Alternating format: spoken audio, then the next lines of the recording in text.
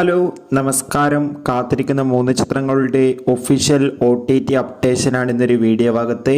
വീഡിയോയിലേക്ക് മുൻപ് video like ചെയ്യുക, ചാനൽ സബ്സ്ക്രൈബ് ചെയ്യാൻ വേണ്ടി ശ്രമിക്കുക.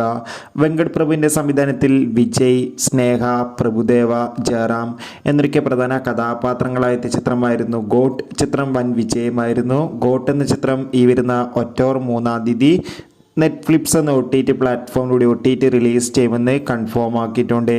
ആസിഫ് അലി, അപർണ ബാലമുരളി, വിജയരാഘവൻ, ജഗദീഷ്, അശോകൻ എന്നൊക്കെ പ്രധാന കഥാപാത്രങ്ങളായ ചിത്രമായിരുന്നു കിഷ്കിന്ധാകാന്ഡം. ചിത്രത്തിൻ്റെ OTT അവകാശങ്ങൾ ഡിസ്നി പ്ലസ് ഹോട്ട്സ്റ്റാർ സ്വന്തമാക്കിയിട്ടുണ്ട്. ചിത്രം തിയേറ്ററുകളിൽ റിലീസ് ചെയ്തിട്ടുണ്ട്. ചിത്രം 4 മാസത്തിന് ശേഷം മാത്രമായിരിക്കും OTT റിലീസ് ചെയ്യുക.